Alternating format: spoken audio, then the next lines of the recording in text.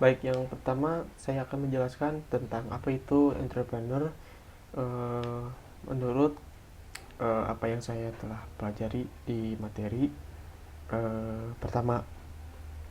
Jadi entrepreneur itu secara lebih mendalam adalah seorang yang kreatif dan inovatif, yang membawa atau bisa disebut pencetus ide-ide baru untuk memulai sebuah bisnis.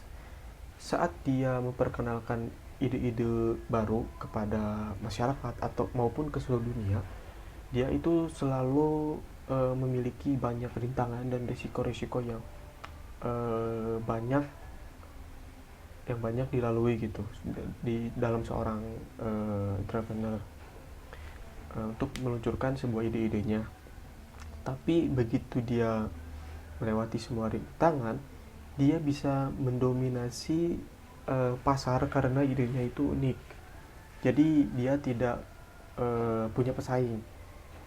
Namun dia memainkan peran penting dalam meningkatkan ekonomi apapun karena dia itu adalah seorang yang memperkenalkan jalan baru untuk menuju kesuksesan. Jadi lantas apa perbedaan entrepreneur dan orang pengusaha gitu? Melihat dari pengertian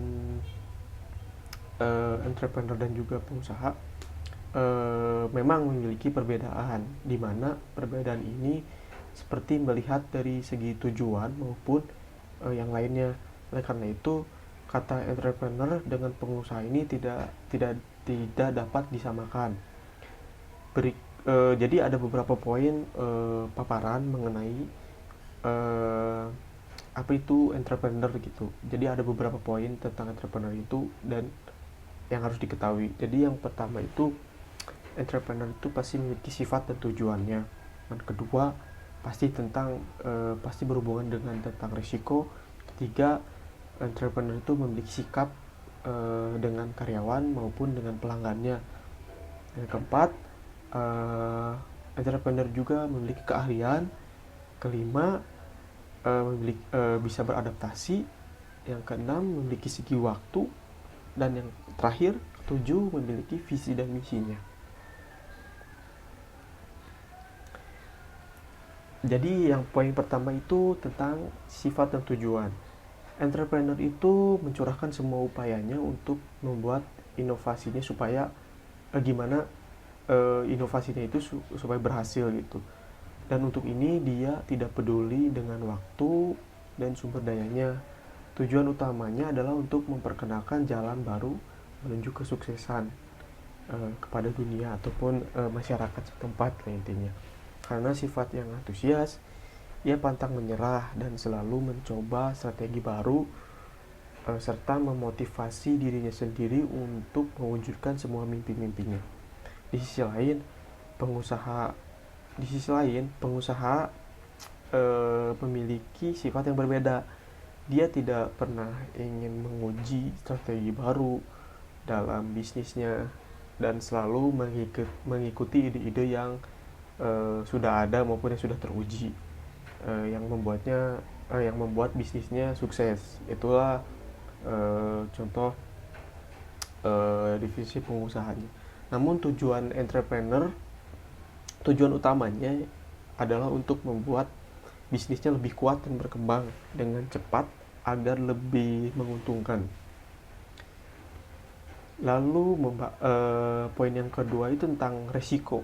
Karenanya selalu berhubungan dengan resiko, pasti ada ide atau strategi baru yang gagal. Jadi setiap usaha itu pasti selalu ada gagalnya lah intinya. Jadi tetap kita harus menjalankan dan menikmati prosesnya gitu. Jadi berhubungan dengan resiko yang tinggi, biasanya strateginya antara bergelut dengan strategi yang gagal, waktu, uang, dan semua sumber dayanya akan sia-sia.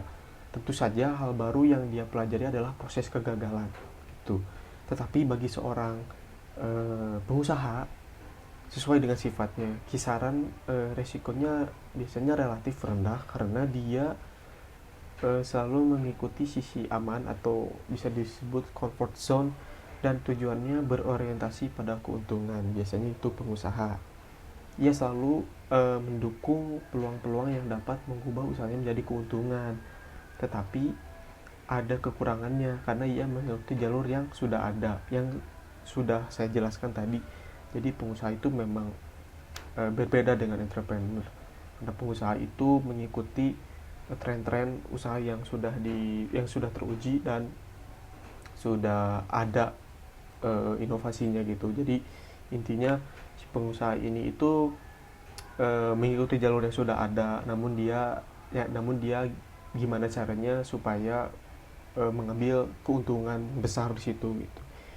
Nah, ia memiliki beberapa kompetitor untuk dikalahkan. Nah, itu biasanya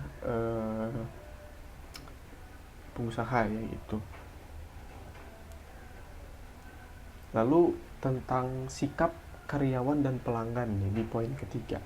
Seorang entrepreneur memiliki sifat ramah biasanya dan selalu menemukan anggota karyawan yang tidak pernah bekerja seperti mesin dan memiliki kesabaran di dalamnya gitu. Entrepreneur juga menyukai orang-orang yang memiliki tujuan dan tanggung jawab untuk memberikan manfaat kepada pelanggan melalui inovasinya gitu. Jadi seorang pengusaha biasanya memiliki sifat suka memerintah gitu dan bekerja sebagai manajer atau majikan biasanya, dan selalu mempekerjakan orang-orang yang ahli di bidangnya karena dia mencari keuntungan dan pertumbuhan bisnisnya. Biasanya perbedaannya seperti itu dalam menyikapi usahanya gitu. Biasanya perbedaannya seperti itu. Nah, poin selanjutnya ada keahlian. Biasanya sebagai orang wirausahawan yang memiliki sifat enkaustik atau maka ia selalu siap mengambil risiko, dan jika gagal dapat mengatasinya dengan mencari solusi yang sesuai gitu. Namun dalam kasus pengusaha nih, kita bahas tentang pengusaha yang memanfaatkan pengalamannya dan membuat beberapa strategi antisipasi untuk mengatasi kerugiannya gitu. Biasanya fokusnya antara keuntungan dan kerugian biasanya kalau si pengusaha. Namun begitu ya gagal, maka yang membutuhkan lebih banyak waktu untuk mengatasi kegagalannya. Terus selanjutnya ada adaptasi nih. Menurut entrepreneur sendiri, dunia berkembang sehari-hari. Setiap harinya ide, alat, dan mesin baru diperkenalkan di dunia bisnis.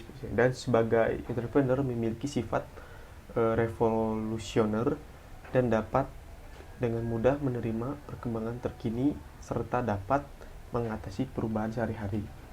Tetapi seorang pengusaha mengikuti cara-cara tradisional sehingga ia menghadapi banyak rintangan dan kesulitan dalam mengadaptasi teknik-teknik baru untuk pembangunan biasanya gitu. Karena biasanya entrepreneur itu orangnya cenderung mau belajar dan menggali semua informasi, dan dia dapat mengantisipasi untuk bisnisnya gitu biasanya seorang entrepreneur. Namun berbeda dengan pengusaha, biasanya pengusaha itu seperti apa yang saya katakan itu mengikuti cara-cara tradisional sehingga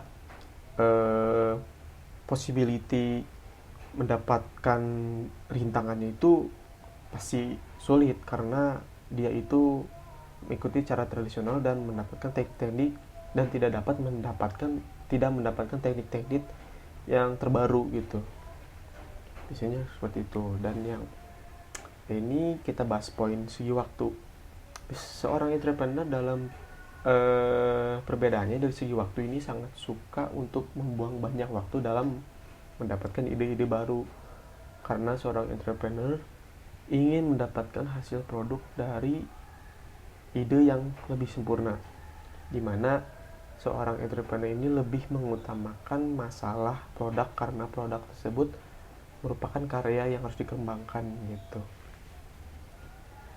Nah, yang poin terakhir itu tentang visi.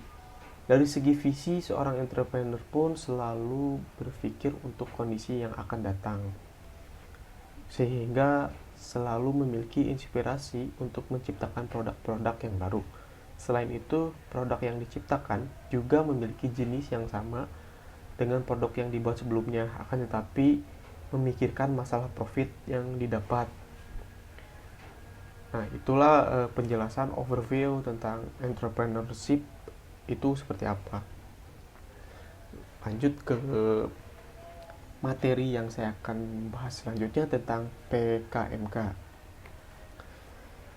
PKMK itu apa sih? Jadi PKMK itu adalah sebuah program kreativitas mahasiswa.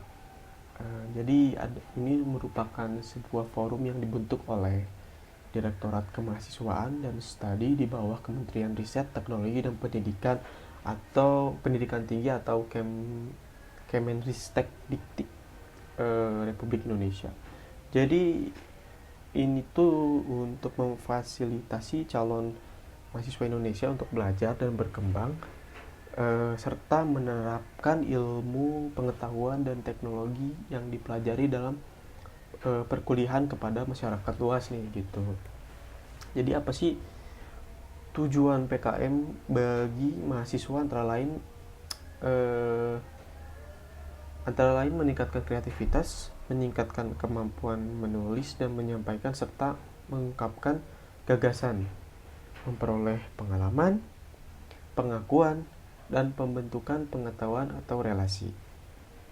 Manfaat terbesar yaitu menjadi lulusan unggul, berdaya saing, adaptif, fleksibel, produktif, dan berdaya saing dengan kepribadian Pancasila, sehingga dapat membantu membangun Indonesia atau daerah setempat melalui ide-ide kreatifnya.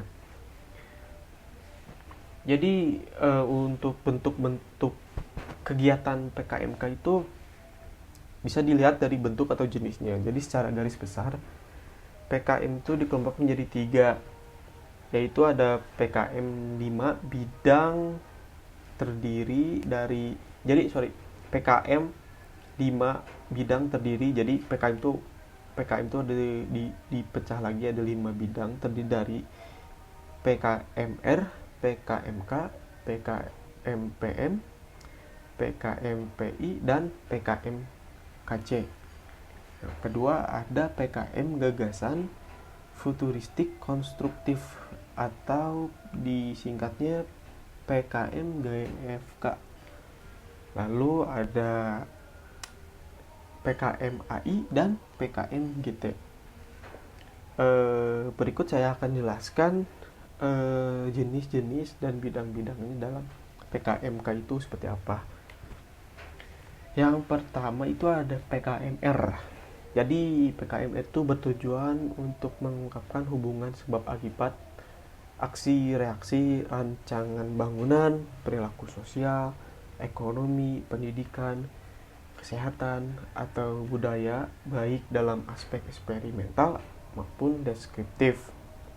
Lalu ada PKMRE, meliputi penelitian yang mengungkap hubungan sebab akibat, aksi reaksi, rancang bangunan, eksplorasi, materi alternatif, desain produk atraktif, blueprint, dan sejenisnya atau identifikasi senyawa kimia aktif biasanya. Ada yang selanjutnya ada PKMK, bertujuan untuk menumbuhkan pemahaman dan keterampilan mahasiswa dalam menghasilkan komoditas unik serta merintis kewirausahaan yang berorientasi pada profit. Lalu ada PKMPM. Jadi PKMPM ini bertujuan menumbuhkan empati mahasiswa kepada persoalan yang dihadapi masyarakat melalui penerapan iptek kampus yang menjadi solusi tepat bagi persoalan atau kebutuhan masyarakat yang tidak berorientasi pada profit. Lanjut ada PKMPI.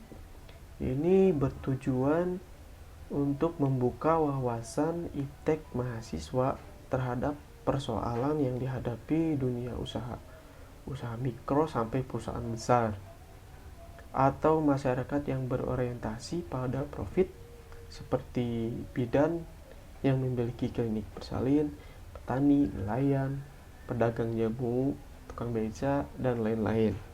Lalu selanjutnya ada PKMKC, bertujuan untuk membentuk kemampuan mahasiswa mengkreasikan sesuatu yang baru dan fungsionalitas atas dasar karsa dan nalarnya. Lalu ada PKMGFK, ini bertujuan memotivasi partisipasi mahasiswa dalam mengolah imajinasi, persepsi, dan nalarnya. Memikirkan tata kelola yang futuristik biasanya, tetapi konstruktif, sebagai upaya pencapaian tujuan di Indonesia maupun solusi keprihatinan bangsa Indonesia. Lalu ada PKMAI, ini bertujuan memberikan pengalaman mahasiswa menghasilkan karya tulis ilmiah.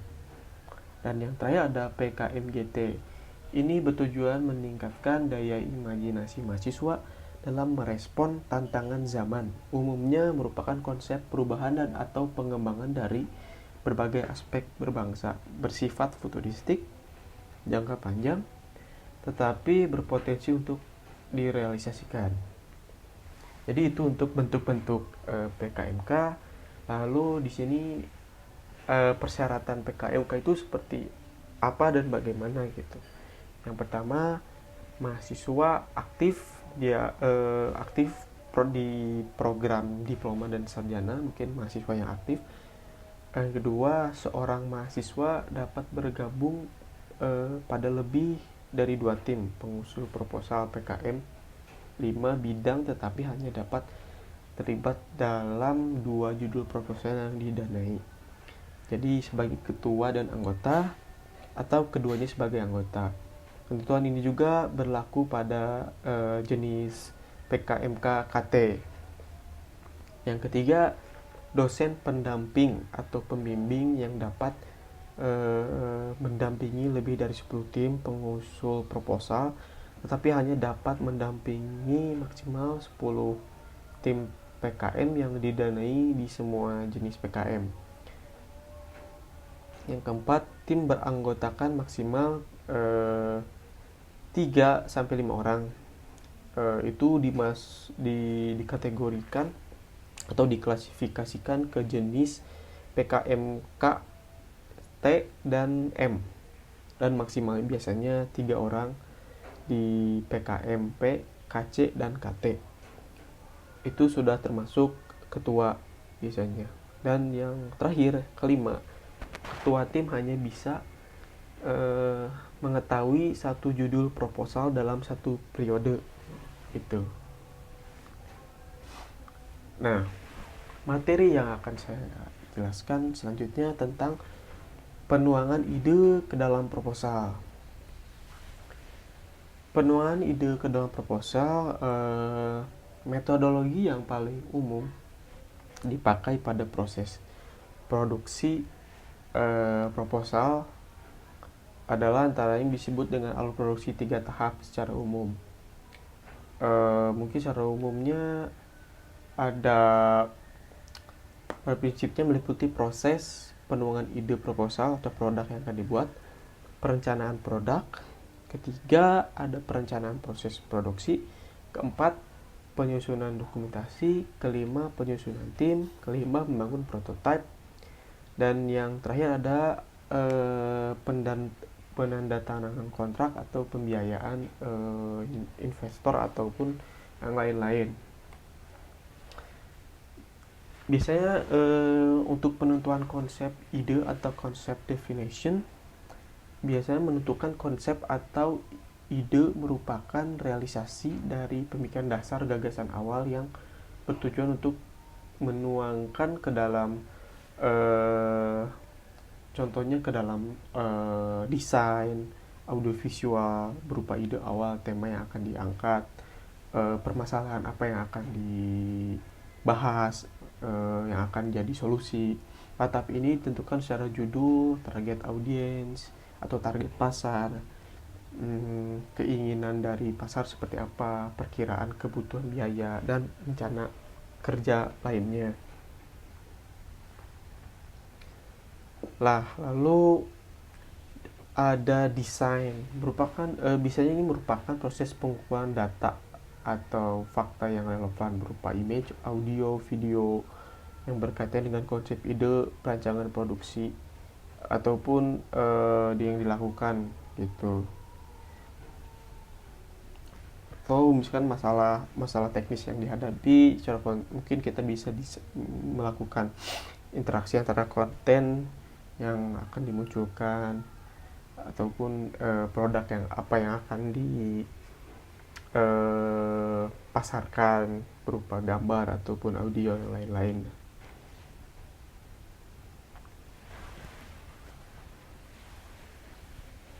Lalu ada perencanaan produksi atau production plan.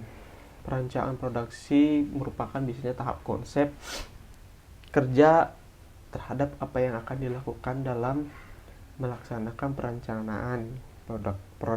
Langkah-langkah yang dilakukan adalah biasanya pembuatan storyboard konten atau perincian anggaran produksi, jadwal kerja, kebutuhan peralatan, pembentukan anggota tim yang akan bekerja, melakukan evaluasi terhadap langkah-langkah yang telah dilakukan sebelumnya.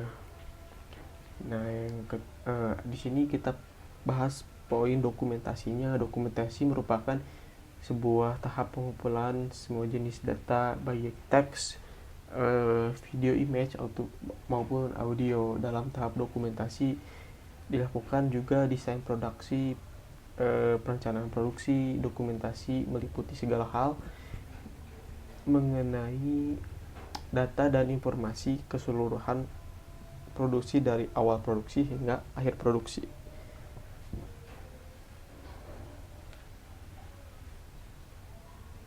Lalu membuat rancangan desain prototype. Membuat rancangan desain merupakan sebuah tahap untuk dasar rancangan desain yang telah didapatkan atau diperlihatkan untuk dilakukan tes dan ditentukan layak atau tidak untuk diproduksi. Keputusan ini biasanya dipimpin oleh bagian produksi atau tim. Baik, di sini saya akan jelaskan tentang market segmentation.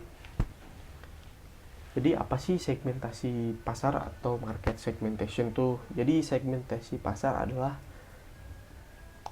strategi perusahaan untuk mengetahui target konsumen dengan lebih baik sehingga bisnisnya itu bisnis yang dijalankan dapat membawa hasil yang optimal. Tuh. Jadi jenis-jenis segmentasi pasar juga di sini dibagi menjadi 4. Yang pertama ada segmentasi demografis, kedua segmentasi geografis, ketiga ada segmentasi perilaku, keempat ada segmentasi psikografis. Jadi apa itu segmentasi demografis?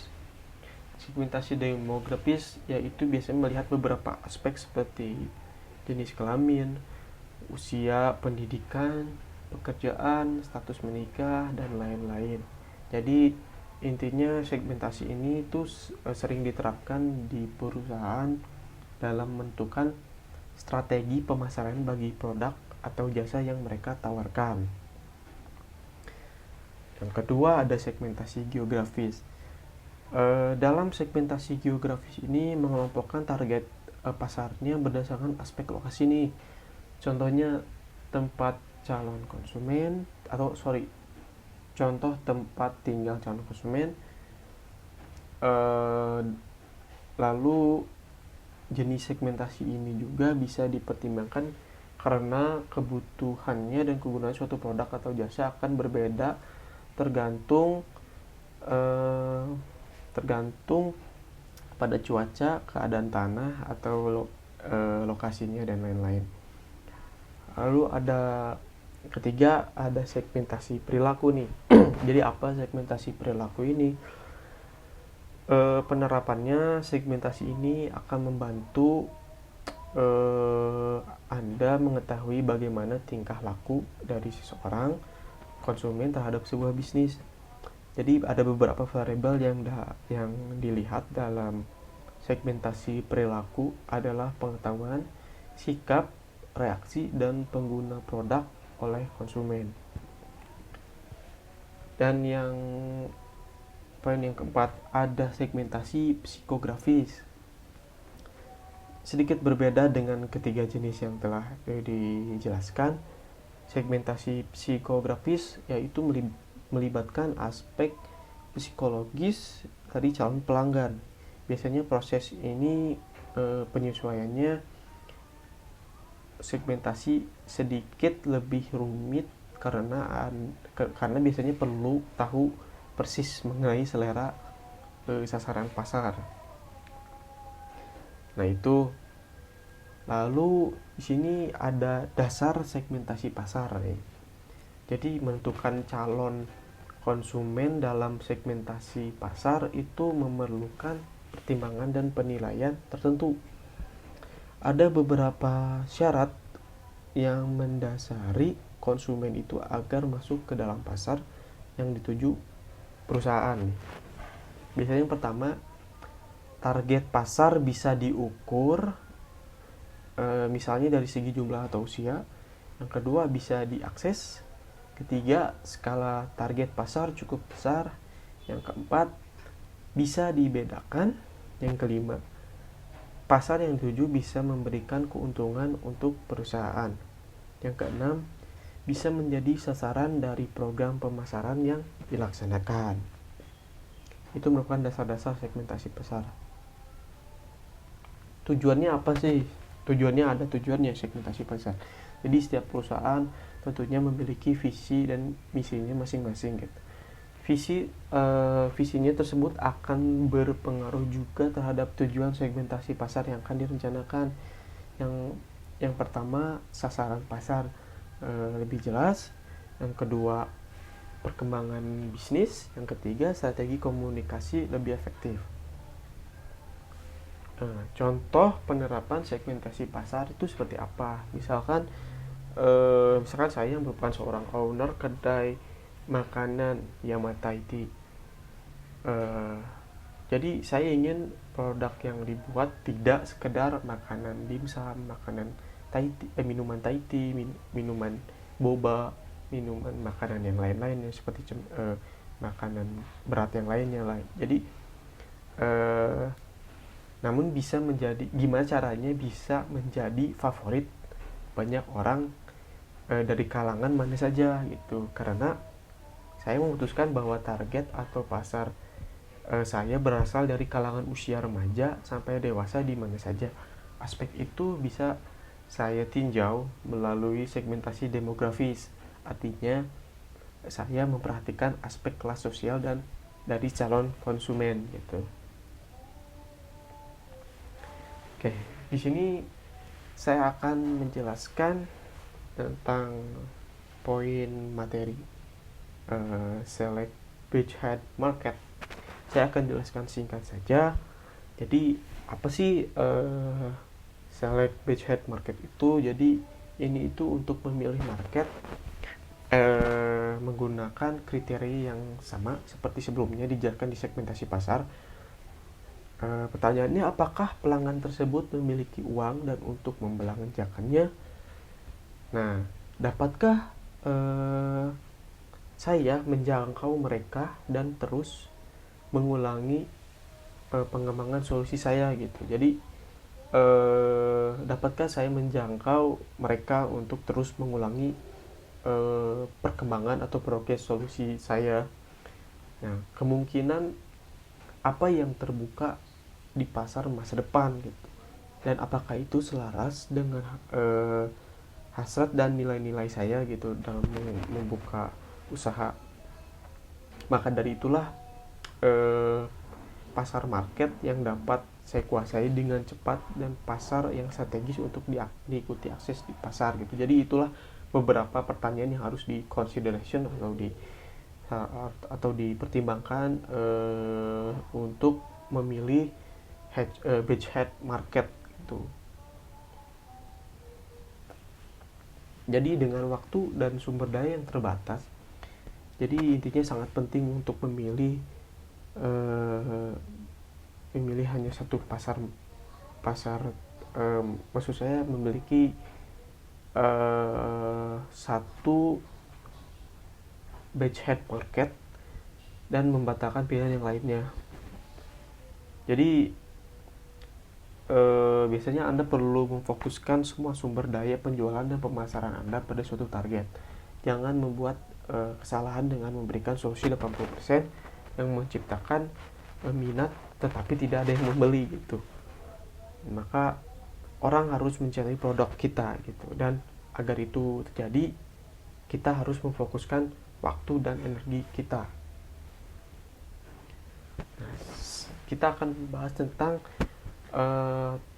total addressable market.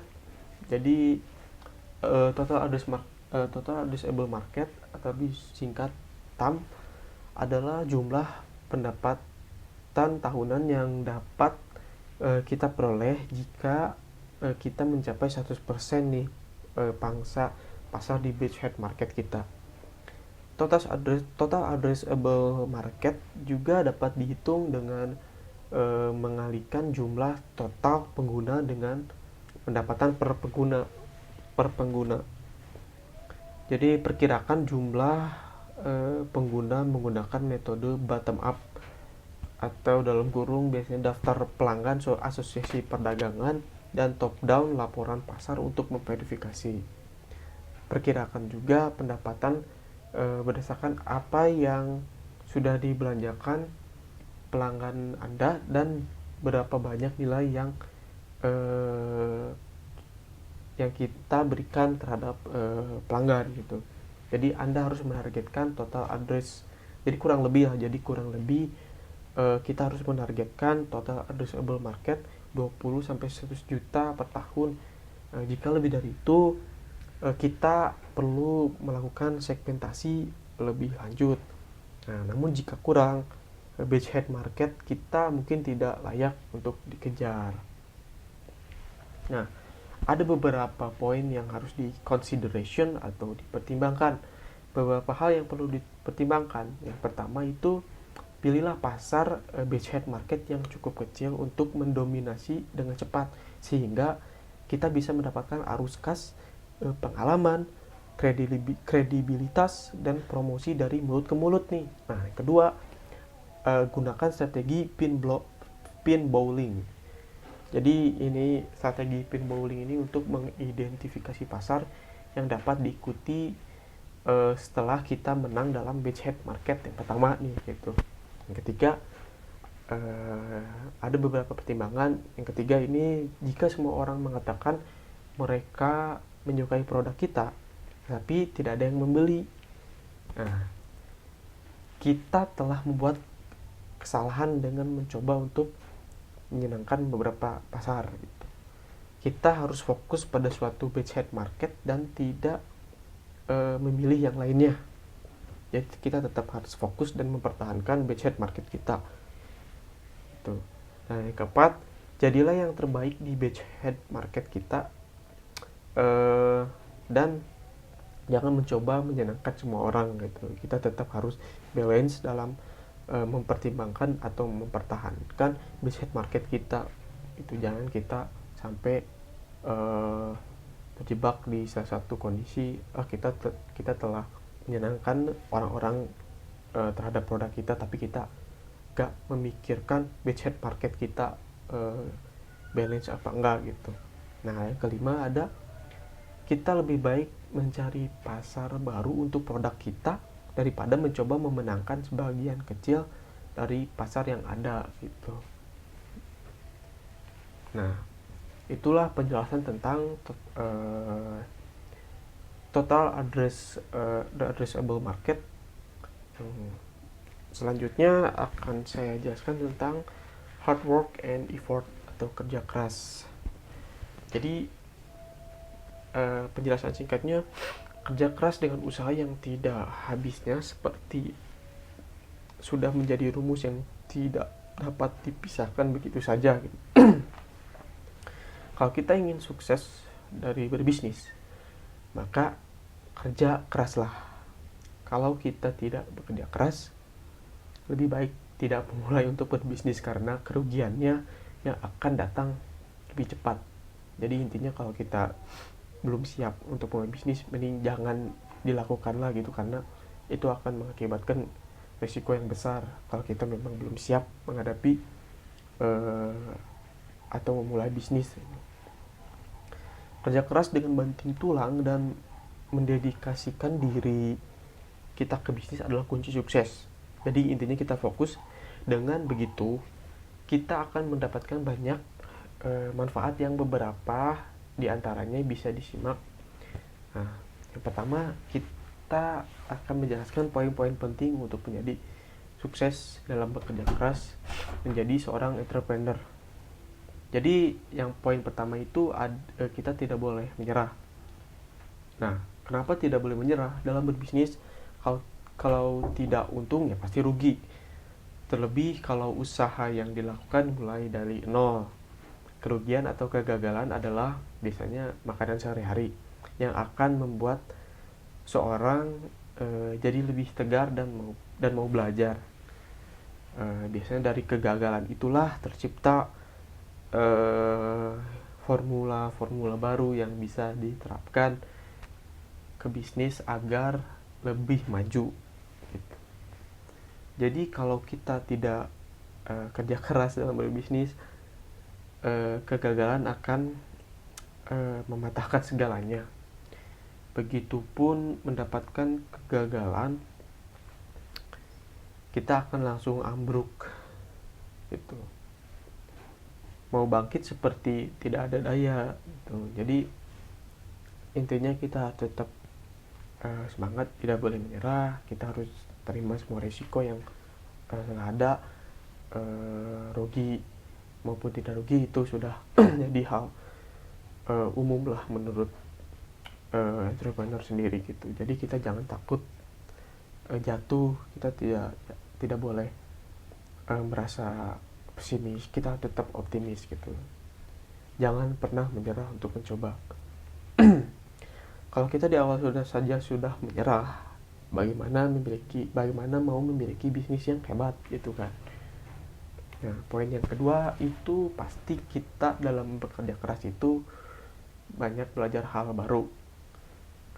Biasanya seorang entrepreneur sejati tidak akan puas dengan satu hal, meskipun mereka akhirnya sukses dengan apa yang telah ia usahakan dan ia perjuangkan. Pasti ada hal-hal baru yang mengobsesi mereka untuk masa depannya gitu. Mempelajari hal baru akan membuat mereka itu mau berkembang ke arah yang lebih baik dari sebelumnya. Kalau kita tidak memiliki kerja keras untuk mempelajari hal-hal baru nih, bisnis yang di jalan akan stagnan atau bisa disebut ya gitu-gitu aja, nggak ada perkembangan zaman gitu. Padahal bisnis yang baik selalu mengikuti perkembangan zaman. Kalau hal-hal baru dianggap tidak bermanfaat, kemungkinan terjadi kemunduran pada bisnis gitu. Lalu kerja keras lebih dekat ke misi. Baik, benar. Anda membangun bisnis dari bawah pasti memiliki misi yang ingin dicapai dengan cepat ataupun dalam durasi waktu tertentu. Sekarang coba kita bayangkan kalau kita tidak memiliki kerja keras untuk mewujudkan misi itu. Siapa kira-kira yang akan melakukannya? Nah, tidak mungkin anak buah kalian kan, tidak akan melakukannya, ataupun yang lain pasti pemimpinnya gitu kan. Intinya kalau ingin membuat usaha memang jangan setengah-setengah, lakukan semuanya itu dengan sangat matang, mulai dari perencanaan sampai eksekusi. Jalani semua proses perjalanan dengan baik dan jangan banyak mengeluh. Nah, selain poin-poin yang saya jelaskan tadi, kerja keras pun bisa meningkatkan kreativitas gitu. Kalau ingin menjadi entrepreneur yang sukses, sebuah kreativitas adalah jalan satu-satunya yang harus ditempuh. Tanpa kreativitas yang hebat, usaha akan berhenti di sana saja atau stagnan ya. Kompetitor akan lebih berjaya sehingga eh, kita akan mendapatkan ampasnya, biasanya seperti itu. Tentu kita tidak mau menjadi orang yang gagal dalam berbisnis. Sekecil apapun yang didapatkan, kita harus memupuk kreativitas.